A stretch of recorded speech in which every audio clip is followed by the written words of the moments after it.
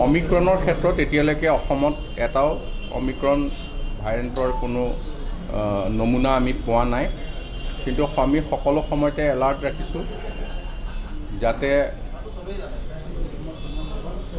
কোনো আন্তৰ্জাতিক ভ্ৰমণকাৰী ইয়াত সোমাওঁতে তেওঁলোকৰ প্ৰতি আমি চোকা দৃষ্টি ৰখাই নহয়, তেওঁলোকক আমি কোৱাৰেণ্টাইন কৰিছোঁ আৰু তেওঁলোকক 7 দিনৰ ভিতৰত দুবাৰকৈ আমি চেম্পল টেষ্ট কৰিছোঁ আৰু ইয়াক আমি বাধা দিবলৈ সকলো প্ৰকাৰৰ প্ৰস্তুতি কৰিছোঁ।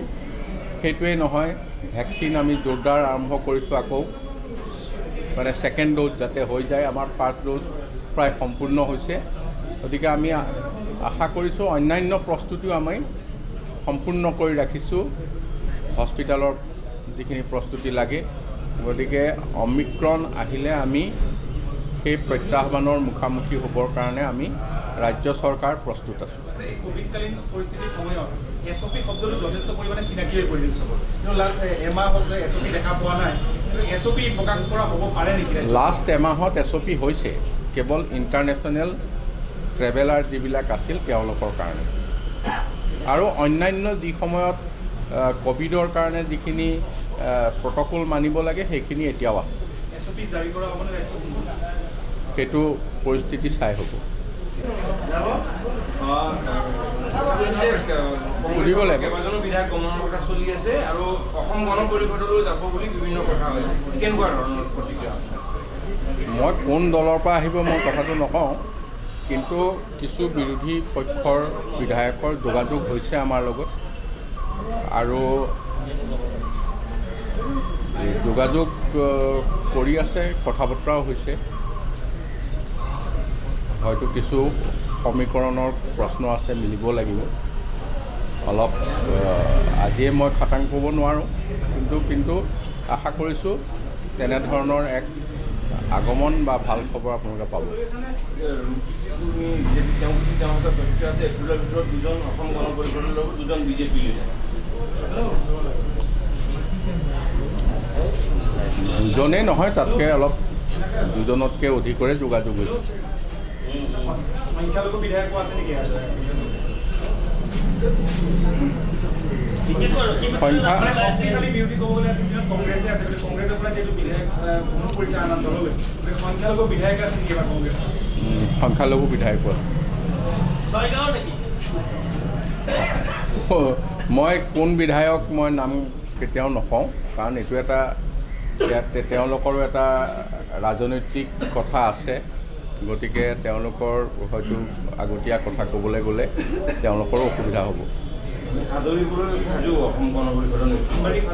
আমি আমাৰ দলৰ ভিতৰত ইতিমধ্যে আলোচনা বিলোচনা কৰিছোঁ।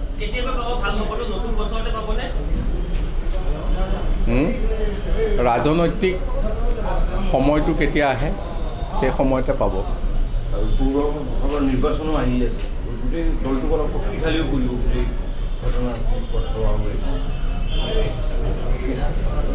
আগততো নিৰ্বাচন বহুত আছে, পৌৰসভাৰ আছে, পৌৰ নিগমৰ আছে, পঞ্চায়তৰ আছে, তাৰপিছত পাৰ্লিয়ামেণ্টৰ আছে।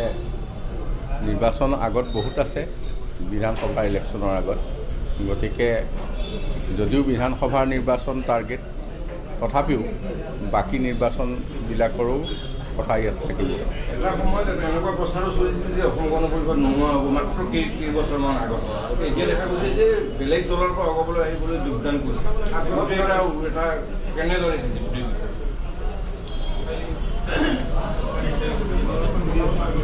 আজি এটা শক্তিশালী মিত্ৰজোঁটৰ আৰু এটা পৰিৱৰ্তনকামী ব্যতিক্ৰম চৰকাৰৰ বাবেই ৰাইজে এইটো আশা কৰিছে বুলি মই ভাবিছোঁ। যাব এপ্ৰিলৰ ভিতৰত আৰু কংগ্ৰেছত 7টা লবি থকাৰ কথা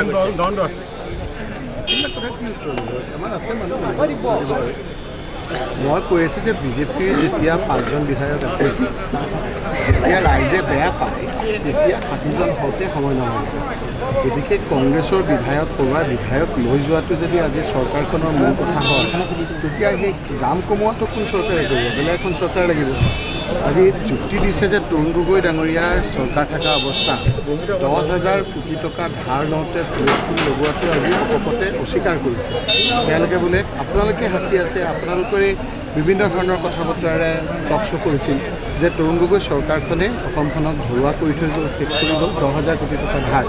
এই বিধানসভাত আমি যেতিয়া ক'লোঁ যে 10,000 কোটি টকা ধাৰ লোৱাটো আপোনালোকে ইন প্ৰিন্সিপল আপোনালোকে সমালোচনা কৰিছিল আৰু সেই চৰকাৰখনে আজি ইমান ধাৰ লৈছে কিয়?